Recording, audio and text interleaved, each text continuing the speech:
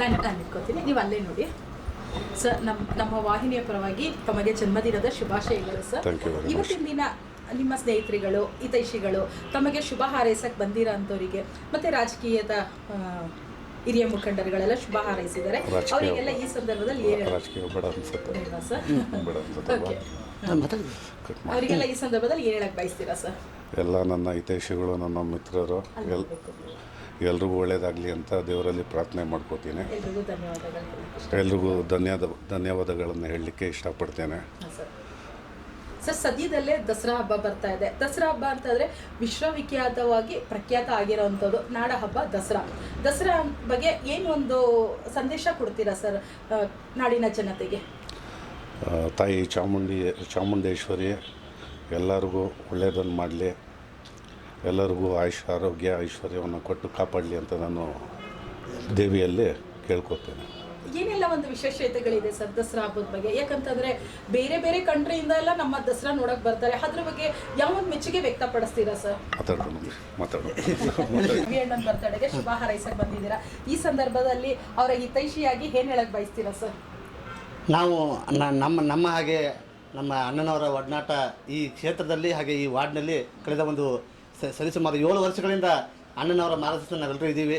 So ಆ ಭಗವಂತನಲ್ಲಿ ನಾವು ಕೇಳ್ಕೊಳ್ಳೋದಷ್ಟೇ, ಅವ್ರಿಗೆ ಇನ್ನೂ ನಮ್ಮಂಥ 10 ಯುವಕರನ್ನ ಬೆಳೆಸುವಂಥ ಶಕ್ತಿ ತಾಯಿ ಭಾರತಾಂಬೆ ಅವ್ರಿಗೆ ಬರೆಸಲಿ, ಅವ್ರಿಗೆ ಸದಾಕಾಲ ಒಳ್ಳೆಯದಾಗಲಿ ಅಂತ ಹೇಳ್ಬಿಟ್ಟು ನಾವು ನಮ್ಮ ದೊಡ್ಡಬೊಮ್ಮಸಂದ್ರ ವಾರ್ಡಿನ ಅಧ್ಯಕ್ಷರಾದಂಥ ಚೇತನ್ ಅವರು, ಇನ್ನುಳಿದಂಥ ಎಲ್ಲ ಮುಖಂಡರು ಎಲ್ಲರೂ ಕೂಡ ನಾವು ಶುಭಾಶಯ ಕೋರಕ್ಕೆ ಬಂದಿದ್ದೀವಿ. ಆ ತಾಯಿ ಚಾಮುಂಡೇಶ್ವರಿ ಅವರಿಗೆ ಒಳ್ಳೆಯ ಆರೋಗ್ಯ ಆಯುಷು ಯಶಸ್ಸು ಎಲ್ಲವನ್ನು ಕೊಟ್ಟು ಕರುಣಿಸಲಿ.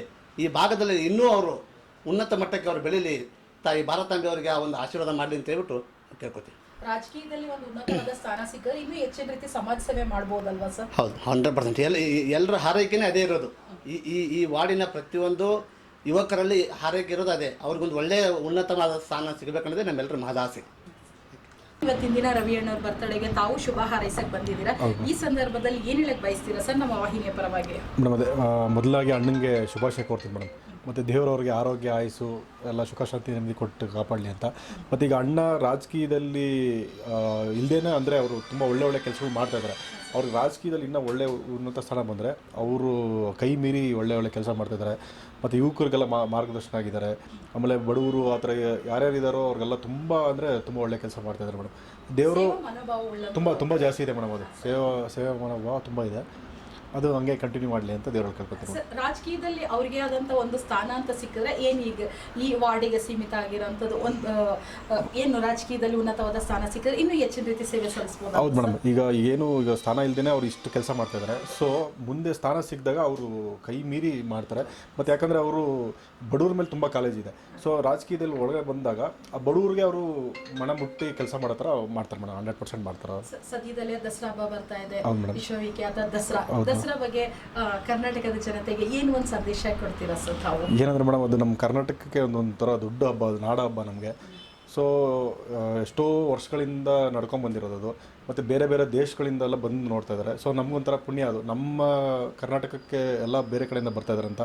ಸೊ ಎಲ್ಲರೂ ನಾವು ಹೋಗಿ ನೋಡಬೇಕು, ಮತ್ತು ಎಲ್ರಿಗೂ ಹೇಳೋದು ನಾವು ಹೋಗಿ ನೋಡೋಣ, ಮತ್ತು ಆ ಹಬ್ಬನ ಮುಂದೆ ನಾವು ಸಂಭ್ರಮವಾಗಿ ನಾವು ಮಾಡ್ಕೊಂಡು ಹೋಗೋಣ. ಸೊ ದೇವರು ಚಾಮುಂಡಿ ಅಮ್ಮ ಎಲ್ಲರಿಗೂ ಒಳ್ಳೇದು ಮಾಡಲಿ ಅಂತ ಕೇಳ್ಕೊತೀವಿ.